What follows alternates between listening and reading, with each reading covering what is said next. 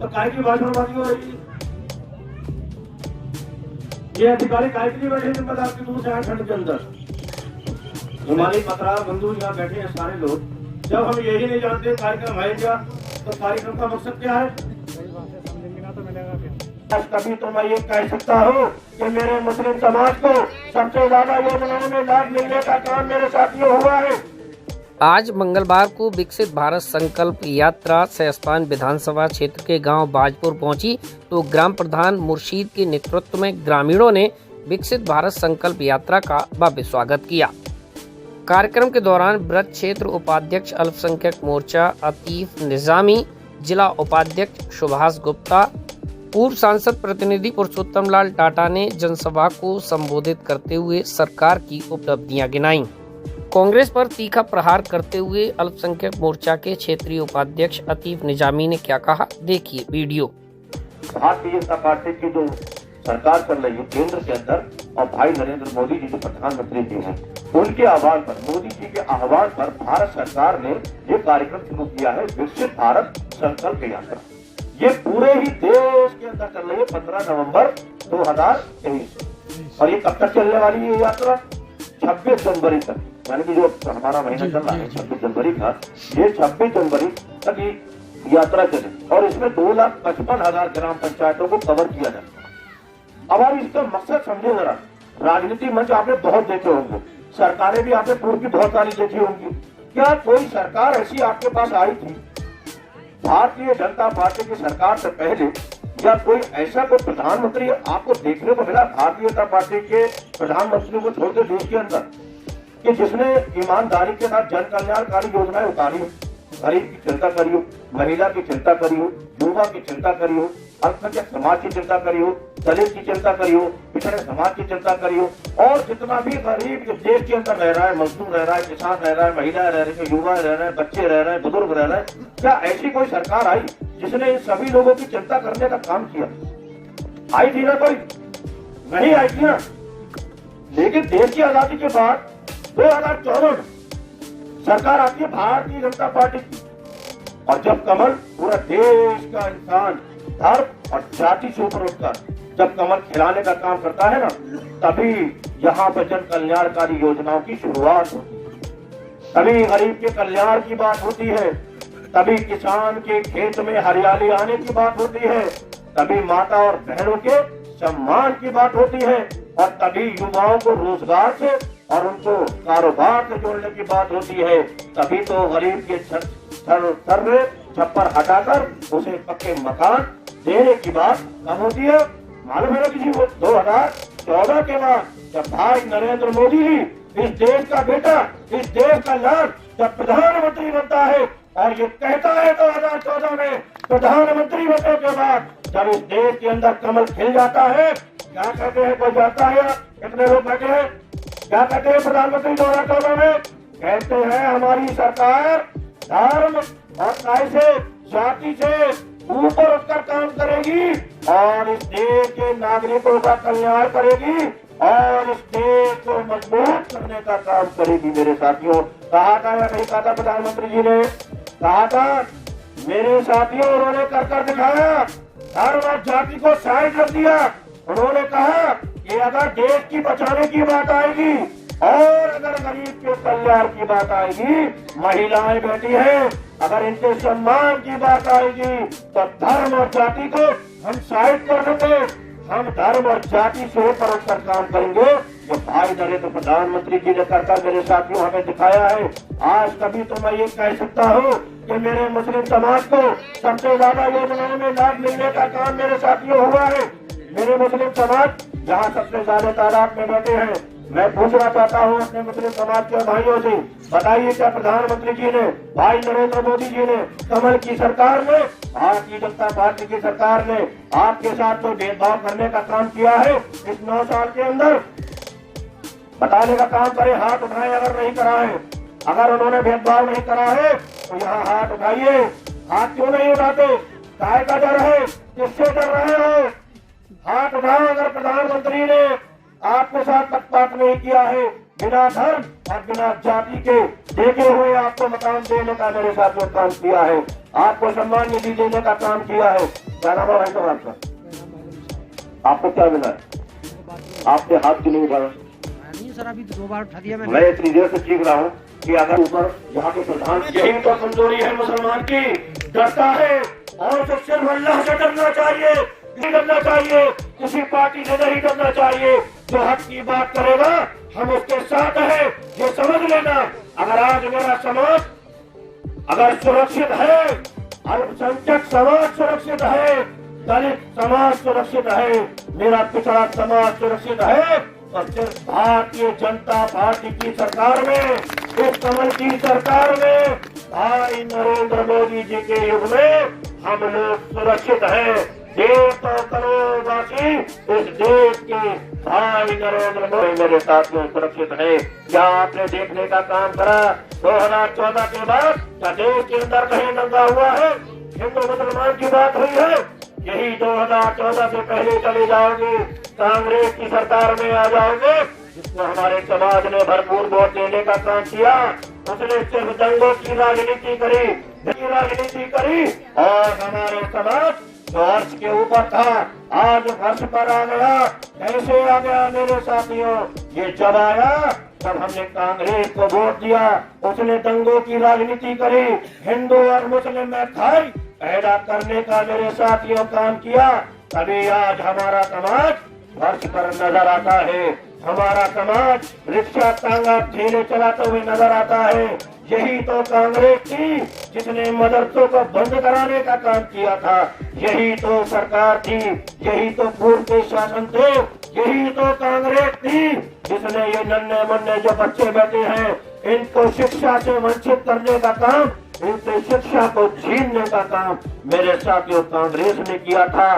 तभी तो आज हम देखते हैं जहां हमारा समाज 35% की सरकारी नौकरियों में था, आज 1% पर आकर रुक गया। ये जब हुआ जब हमने कांग्रेस को वोट देते चले गए और भारतीय जनता पार्टी को गालियां देते हम लोग चले गए।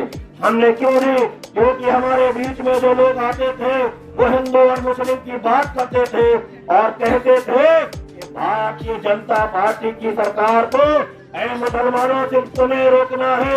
ये ठेका मुसलमानों को दिया गया कि भारतीय जनता पार्टी की सरकार सिर्फ तुम्हें बनने से रोकना है, तुम्हें भाई नरेंद्र मोदी जी को 2014 में बनने से रोकना है।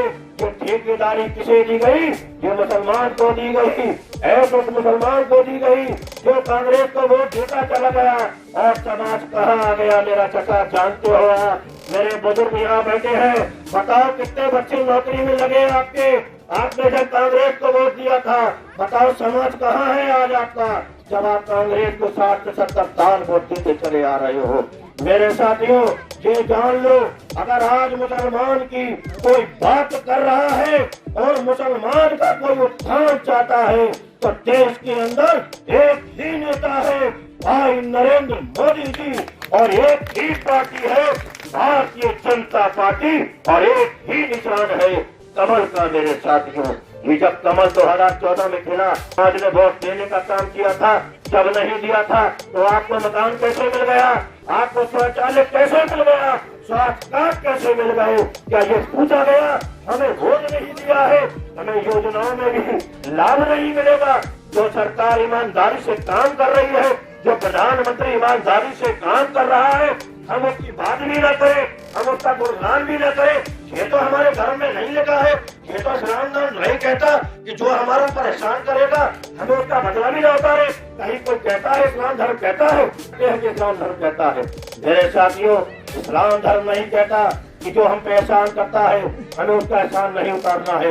इस्लाम धर्म कहता है अगर किसी ने हमारे साथ एहसान किया है तो हम भी एहसान का बदला एहसान से उतारना चाहते हैं और हमें उतारना पड़ेगा। 2024 हमारे सामने है, लोकसभा का चुनाव हमारे सामने है। फिर आपके इसी क्षेत्र में, इसी बाजपुर के अंदर आएंगे, हिंदू हिंदू करके आएंगे, मुस्लिम मुस्लिम करते हुए आएंगे, भाई पैदा करेंगे, दंगे कराने की राजनीति करेंगे, षड्यंत्र रचेंगे ताकि हिंदू अलग मुस्लिम अलग अपने कामयाब हो जाएं। लेकिन अब ये देश नरेंद्र मोदी जी का देश है, 100 करोड़ वासियों का देश है। यहाँ हिंदू की बात नहीं होगी, यहाँ जाति की बात नहीं होगी। अब हम सब प्यार और मोहब्बत के साथ फिर कमल को 2024 में खिलाने का काम करेंगे। और जितनी माता रहने का सम्मान रह गया है, लोगों की सम्मान निधि रह गई है, गरीबों के पास आवास रह गया है, और अभी देश को मजबूत कराने के लिए अभी बहुत से काम रह गए हैं मेरे साथियों। ये हम 2024 के आगामी लोकसभा चुनाव में भारतीय जनता पार्टी की सरकार को बनाकर करने वाले हैं, जहाँ की हमें एक एक नागरिक की चिंता करना है। ये अकेले मोदी जी का काम नहीं है कि वो अकेले इस बात के लिए सेवा करें। हम सबको मिलकर, जितने लोग यहाँ बैठे हैं, सबको ये संकल्प लेना होगा कि अपने ग्राम की सुरक्षा, अपने ग्राम का विकास हम सब लोग माननीय मोदी जी के साथ कदम से कदम मिलाकर साथ चलकर देने का काम करेंगे मेरे साथियों। धर्म और जाति से ऊपर उठ जाओ। मैं कहता हूँ फिर आपसे, धर्म और जाति से फिर ऊपर उठ जाओ। यही भारतीय जनता पार्टी की सरकार है जो आज महिलाओं को सम्मान दे रही है, किसानों को सम्मान दे रही है, युवाओं को रोजगार दे रही है। नहीं पूछ रही है हिंदू हो या मुस्लिम हो, नहीं पूछ रही है 2014 में वोट दिया था या 2024 में वोट दोगे या नहीं दोगे, इसकी कोई फिक्र भारतीय जनता पार्टी को नहीं है। क्योंकि भारतीय जनता पार्टी वोट की राजनीति नहीं करती, वो सेवा करने का काम करती है। और सेवा हिंदू और मुस्लिम देखकर, जाति देखकर नहीं की जाती। यही भारतीय जनता पार्टी की सरकार चाहती है। धर्म और जाति से ऊपर उठकर ही हमें काम हमने किया है, तो धर्म और जाति से ऊपर उठकर भी हमें अब वोट देने का काम करना है मेरे साथियों। धर्म और जाति में मत बटना। अरे हम इस्लाम धर्म के हैं, हम मुसलमान हैं। नमाज को जगह जब वक्त होगा तब हम नमाज पढ़ने जाएंगे। महेश्वरी जी हिंदू समाज के भाई हैं, जब पूजा का वक्त होगा तो ये पूजा करने जाएंगे। लेकिन जब वोट का वक्त आएगा तो हिंदू और मुस्लिम की बात नहीं होगी, तो बात होगी देश का विकास किसने किया है और देश को बर्बाद किसने किया है। ये हमें अपनी आंखों के सामने रखना होगा। जब हम बटन दबाने जाएंगे तो हमें ये ध्यान रखना होगा कि हम हिंदू नहीं है, हम मुस्लिम नहीं है, हम इस देश के नागरिक हैं, हम इस देश के हिंदुस्तानी हैं। ये देश हमारा है, हमें इसे बचाना है। यहाँ के नागरिकों का सम्मान दिलाना, यहाँ पे जन कल्याणकारी योजनाएं जैसी चल रही है 2014 के बाद से ऐसी चलाते रहना, ये हम सब की जिम्मेदारी है। और हमारी अब एक ही पार्टी है मेरे अल्पसंख्यक समाज के मेरे भाइयों, सुन लो, भारतीय जनता पार्टी, कमल का एक ही निशान है। अब हमारा कमल का निशान और एक ही नेता है हमारा, वो है भाई नरेंद्र मोदी जी। आज यही अल्पसंख्यक की बात कर रहे हैं। क्या देखा नहीं था मदरसों की हालत 2014 से पहले मेरे साथियों? कितने कांग्रेस ने मदरसे बंद कराने का काम किसी सरकार ने, कांग्रेस ने किया था, जिसको अल्पसंख्यक समाज ने भरपूर वोट देने का काम किया था मेरे साथियों। और भारतीय जनता पार्टी की जब सरकार आती है, मदरसों को खुलवाने का काम करती है, उनको आधुनिकीकरण कराने का काम करती है। और भारतीय जनता पार्टी के भाई नरेंद्र मोदी जी कहते हैं कि हम मदरसों से जो बच्चे दीनी तालीम हासिल करते हैं, अब ये दीनी तालीम के साथ साथ दुनिया की तालीम भी मेरे साथियों ये हासिल करेंगे। हम मदरसों का आधुनिकीकरण कराएंगे। हम इन्हें एक हाथ में कंप्यूटर और एक हाथ में कुरान देने का काम करेंगे। और उन्होंने कहा ही नहीं, कर कर दिखा दिया। आज हजारों मदरसों का नवीनीकरण हुआ, आधुनिकीकरण हुआ, मदरसों को कंप्यूटर पे जोड़ने का काम हुआ। और जहाँ वहाँ जो हमारे तालिबे इल्म हासिल करते हैं, जो छात्र छात्रा होते हैं, उन्हें कंप्यूटर देने का काम किया। वहाँ दीन की तालीम के साथ साथ दुनिया की तालीम से भी मदरसे के बच्चों को जोड़ने का काम किया। आज हमारे ही जो नन्हे मुन्ने बच्चे देख रहे हो, जो मदरसों में तालीम हासिल करते हैं, शिक्षा को हासिल करते हैं, यही बच्चे अब डॉक्टर बनने का काम करेंगे, यही इंजीनियर बनने का काम करेंगे, यही अफसर बनने का काम करेंगे, ये बड़े बड़े उद्योगपति बनने का काम करेंगे मेरे साथियों। अगर ये कोई कर पाया है, कोई कर रहा है और आगे भी करता रहेगा, तो सिर्फ भाई नरेंद्र मोदी जी है। भारतीय जनता पार्टी की सरकार है, कमल की सरकार है, जिसने अल्पसंख्यक समाज के बारे में, मुस्लिम समाज के के बारे में मेरे साथियों पूरे देश के साथ साथ सोचने का मेरे साथियों काम किया है। तो आज हम क्यों ना वक्त के साथ भाई नरेंद्र मोदी जी के लिए नारे लगाएं, क्यों ना भारतीय जनता पार्टी के गुणगान करें। अरे धर्म और राजनीति अलग अलग चीजें हैं। जब धर्म की बात आती है तो धर्म की होती है, जब राजनीति की बात आती है तो राजनीति की बात होती है। और ये देश राजनीति से चलता है, धर्म से नहीं चलता है मेरे साथियों। हमें योजना अगर मिलेगी तो धर्म से नहीं मिलेगी। कोई मस्जिद के इमाम या कोई मंदिर का पुजारी हमें कोई योजना दिला नहीं सकता मेरे साथियों। वो धर्म के काम कर सकते हैं, हमें धर्म की बात बता सकते हैं। लेकिन जब राजनीति की बात आती है, गरीब के कल्याण की मेरे साथियों बात आती है, देश को बचाने की बात आती है, तो एक ही देश में हमें नेता नजर आता है, वो है भाई नरेंद्र मोदी जी मेरे साथियों। हमें मिलजुल कर साथ हिंदू मुस्लिम से ऊपर उठकर जाति यादव जाट मुस्लिम अंसारी यार ये तमाम चीजें ये सब खत्म कर हमें उठना होगा, हिंदुस्तानी बनना होगा, हमें देश का कल्याण करना होगा। आज का ये जो आप कार्यक्रम देख रहे हैं विकसित भारत संकल्प यात्रा, ये वही कार्यक्रम है। ये हिंदू और मुस्लिम और ये जाति से ऊपर उठने का कार्यक्रम है मेरे साथियों। जब हम जाति से उठ जाएंगे, धर्म के ऊपर बात करेंगे, तभी हमारा देश विकसित देशों में शुमार हो सकता है। तभी आपके भाजपुर के साथ साथ पूरे देश के अंदर गरीब का कल्याण हो सकता है।